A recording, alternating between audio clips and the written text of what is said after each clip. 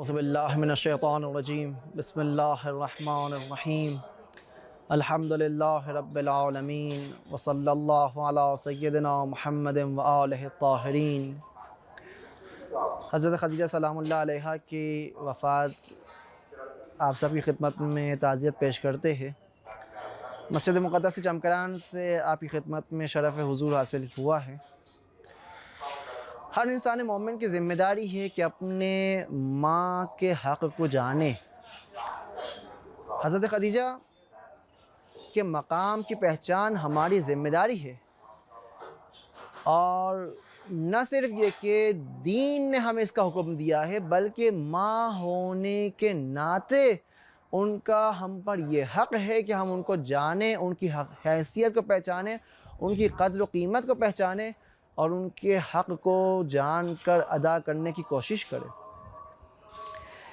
اور حضرت خدیجہ تمام تر مومنین کی ماں ہے، اور ہم سب حضرت کے بیٹے ہیں، اور بیٹے کو چاہیے کہ ماں کو پہچانے، ماں کی عظمت کو جانے، ماں کے مقام اور قدر و منزلت کو پہچانے، اور اس قدر و منزلت کو جان کر اس مقام پر فخر کرے، اور پھر اس حوالے سے اپنی ذمہ داریوں کو نبھائے اور مکمل طور پر پورا کرے۔ کیونکہ وَأَزْوَاجُهُ أُمَّهَاتُكُمْ، رسول خدا کی ازواج ہم مؤمنین کی ماں ہیں۔ تو جناب سیدہ خدیجہ سلام اللہ علیہا ہم تمام تر مؤمنین کی ماں ہیں، اور ماں کا بیٹے پر یہ حق ہوتا ہے کہ بیٹے پر ماں کا یہ حق ہوتا ہے کہ بیٹے ماں کی حقیقت کو پہچانے، ماں کی قدر و قیمت کو پہچانے، ماں کے مقام کو جانے۔ تو یہ ہماری ذمہ داری ہے ان کے مقام کو جاننا، اور سب سے پہلی قدر و قیمت جو جاننے کی ضرورت ہے وہ ان کے پاک دامن ہونے کو پہچاننے کی ضرورت ہے، کہ حضرت اس جاہلیت کے زمانے میں پاک دامنی کا اختیار کیا۔ 3 ایسے کام رہے جو حضرت خدیجہ سلام اللہ علیہا نے اس جاہلیت کے دور میں کر کے دکھایا۔ پہلا کام یہ تھا کہ اس جاہلیت کے زمانے میں کہ جہاں پر عقلانیت کا کوئی نام و نشان نہ تھا، جاہلیت میں کسی بھی بات کو قبول کرنا اور رد کرنے کا معیار ان کے باپ دادا ہوا کرتے تھے، کہ ہمارے باپ دادا نے فلاں بات کر لی تو بس اب کر لی ہے، اس کے خلاف کوئی اور کچھ بول ہی نہیں سکتا ہے۔ اِنَّا وَجَدْنَا آبَاءَنَا، ہم نے اپنے باپ داداؤں کو اس طریقے سے عمل کرتے ہوئے پایا ہے تو ہم بھی ایسا ہی کریں گے، اگر انہوں نے غلط کیا تو ہم بھی غلط کرتے رہیں گے۔ ان کا یہ معیار تھا، یہ جاہلیت کا معیار ہے، کہ اگر باپ داداؤں نے کسی نے غلط کر کے دکھا دیا، غلط کر لیا، کوئی کام کر لیا، تو ہم بھی مجبور ہے اسی غلط کام کو ادامہ دینے پر، اسی غلط کام کو کنٹینیو کرنے پر، کہ باپ داداؤں نے غلط کر لی تو ہم بھی وہی غلط کام کریں گے۔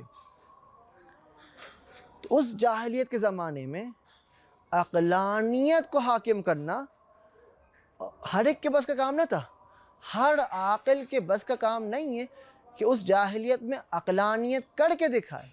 حضرت خدیجہ سلام اللہ علیہا نے اس کام کو کر کے دکھایا، جہاں پر قبول کرنے اور رد کرنے کا معیار باپ دادا ہوا کرتے تھے، وہاں پر عقلی دلیل کے ذریعے حضرت خدیجہ سلام اللہ علیہا نے خدا کو مانا، خدا کے رسول کو مانا، خدا کی عبادت کر کے دکھایا۔ تو یہ 3 وہ کام تھے کہ جو حضرت خدیجہ سلام اللہ علیہا نے عقلی دلیل کے ذریعے خدا کو مان کر، خدا کے رسول کو مان کر خدا کی عبادت کو انجام دیا، اور تقلید کے طور پر اس کام کو انجام نہ دیا۔ جس قوم کے اندر قبول اور رد کرنے کا معیار مردے پر وابستہ ہو، کہ ہمارے مردہ لوگوں نے یہ کام کر کے دکھایا، ہمارے باپ داداؤں نے، مردوں نے یہ کام غلط کام کیا، تو ہم بھی یہ کریں گے۔ جس قوم کا معیار ہی مردہ ہو تو وہ قوم زندہ قوم نہ ہوگی، وہ قوم بھی مردہ قوم ہو۔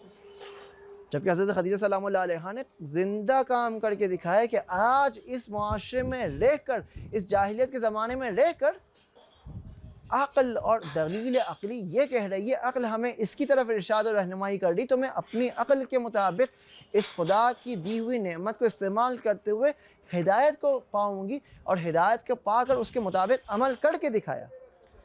اس جیسی فضا میں اور اس جیسے ماحول میں خدیجہ الکبریٰ نے عقلی دلیل کے ذریعے، برہان کے ذریعے خدا کو مانا، خدا کے رسول کو مانا اور عمل کر کے دکھایا۔ انبیاء ابراہیمی کی نبوت کا اقرار کیا، جہاں پر ان کا معیار اِنَّا وَجَدْنَا آبَاءَنَا تھا، وہاں پر اس ماحول میں حضرت خدیجہ نے اپنی عظمت دکھلائی کہ اپنی قدر و قیمت کو پہچانوایا کہ وہاں پر انسان کو انسانیت کو زندہ کر کے دکھایا کہ انسانیت کا زندہ یہ ہے کہ زندوں کی اتباع اور پیروی کرے. جہاں پر زندگی ہے، جس عقل کو خداوند متعال نے زندہ مخلوق دے رکھا ہے، اس کو مطابق اس کے عمل کر اس کے مطابق عمل کر کے انسان اپنے آپ کو زندہ کر سکتا ہے. دین ہم سے یہ کہہ رہا ہے، ہمیں سکھا رہا ہے کہ دکانداروں کی طرح نہ بنو. دکانداری بری چیز نہیں ہے، لیکن دکانداروں کی طرح یہ کہ ہم اپنی پروڈکٹ نہ کریں بلکہ دوسروں کی چیزیں لا کر اپنی دکان میں بیچنا شروع کر دیں، ان کی باتیں بیان کرنا شروع کر دیں، ان کے کہے کے مطابق عمل کرنا شروع کر دیں. جہاں پر دین ہمیں کہہ رہا ہے کہ سوچ سمجھ کر انتخاب کرو، سوچ سمجھ کر اپنے راستے کو اختیار کرو، تو وہاں پر ہمیں تقلید نہیں کرنی چاہیے. وہاں پر ہمیں اپنی آنکھیں کھولنے کی ضرورت ہے، اپنے دل و دماغ کے ساتھ عقلی دلیل کے ساتھ راستے انتخاب کرنے کی ضرورت ہے. یہ ہے دین کی ہمیں تعلیم. آپ اسی توضیح المسائل میں جو ہم سب اس کے مطابق عمل کرتے، اپنے مجتہد کی تقلید کرتے، اسی توضیح مسائل کے پہلے ہی صفحے کے پہلے ہی فتوے کے پہلے ہی مسئلے کے پہلے ہی لائن کے پہلے ہی جملے میں ہم پڑھتے ہیں کہ اصول دین کو ازر بصیرت جاننا ضروری ہے. یہ اصول دین وہ چیز ہے جسے ہم سب پر واجب عقلی دلیل کسے جاننا. یہ وہ چیز نہیں جس میں ہم تقلید کر سکیں کہ ہمارے باپ یا دادا یا کسی رشتہ دار نے یا استاد نے یا کسی دوست نے کہہ دیا تو ہم ماننا شروع ہو جائے. نہیں، یہ وہ چیز ہے جسے ہم نے عقلی دلیل کے ساتھ ایکسیپٹ کرنا ہے، ماننا ہے، قبول کرنا ہے. اور یہی وجہ ہے، یہی عظمت ہے حضرت خدیجہ الکبریٰ سلام اللہ علیہا کی کہ 12 اماموں کی ماں قرار پائی.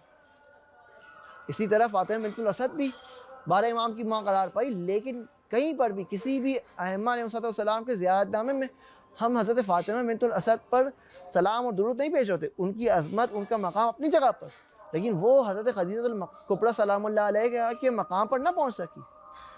حضرت خدیجہ الکبریٰ سلام اللہ علیہ کے یہ مقام کہ ہم جب زیارت نامہ کی تلاوت کرتے ہیں تو زیارت نامے میں حضرت خدیجہ الکبریٰ سلام اللہ علیہ کو مخاطب قرار دے کر ان پر درود و سلام بھیجتے. السلام علیکم یا خدیجہ الکبریٰ، ان پر درود و سلام بھیجا جا رہا ہوتا ہے.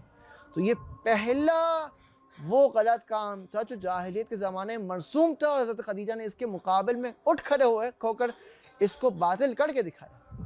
دوسرا کام، اس جاہلیت کے زمانے میں جو اقتصادی نظام تھا، جو اکنامک سسٹم تھا، اس کے مقابل میں اٹھ کھڑی ہوئی. جو ربا لینے کا سسٹم اس زمانے میں رائج و دارش تھا کہ ہر ایک ربا لیا کرتا تھا اپنے بزنس کو چلانے کے لیے. حضرت خدیجہ الکبریٰ نے، ان کے پاس بھی کافی مال تھا، کافی مال و دولت تھا ان کے پاس، وہ بھی یہ کام کر سکتی تھی اور سکون کے ساتھ گھر بیٹھ کر ربا کے ذریعے پیسے کما سکتی تھی. لیکن انہوں نے یہ نہ کیا. انہوں نے اپنے مال و تجارت کو تجارت میں لگایا، بزنس میں لگایا. ربا کے طریقے کو اختیار نہ کیا بلکہ بزنس کے ذریعے، تجارت کے ذریعے اپنے پیسے کو بڑھانے کی کوشش کی. اس ربا کے سسٹم کو ریجیکٹ کر کے دکھائے، ڈینائی کر کے دکھائے کہ میں نے اس ربا کے سسٹم کو اختیار نہیں کرنا ہے. غلط ربا کے سسٹم کو، غلط اکنامی کے سسٹم کو اختیار نہ کیا. حضرت خدیجہ الکبریٰ نے اسے باطل کر کے دکھایا اور اپنی تجارت کو پھیلایا. یہ دوسرا اہم کام تھا جو خدیجہ الکبریٰ سلام اللہ علیہا نے کر کے دکھایا. تیسرا کام جو اس جاہلیت کے زمانے میں بہت عام تھا، وہ دامن فروشی کا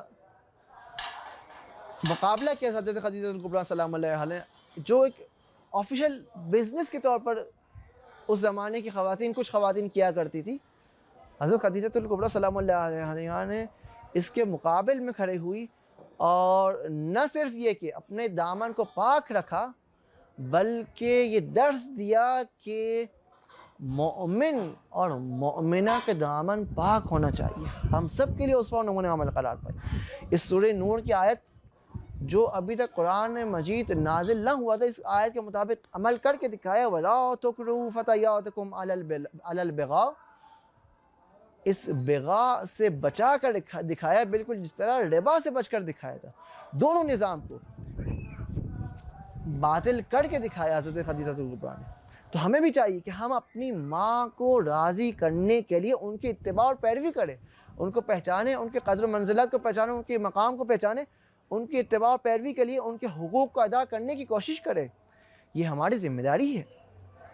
یہ بیٹوں کی ذمہ داری ہے کہ اپنے ماں کے حقوق کو ادا کرے اور ماں باپ کے نقش قدم پر چلتے ہوئے، نیک ماں باپ کے نقش قدم پر چلتے ہوئے، ان کی اتباع کرتے ہوئے ان کو ہمیشہ خوش اور راضی رکھے. خداوند متعال ہمیں بھی توفیق عنایت فرمائے کہ ہم بھی اپنی اس عظیم الشان ماں کے نقش قدم پر چل سکے اور ایمان کے اس بلند ترین درجات پر فائز ہو سکے. وفقنا اللہ و ایاکم انشاءاللہ. والسلام علیکم ورحمۃ اللہ وبرکاتہ.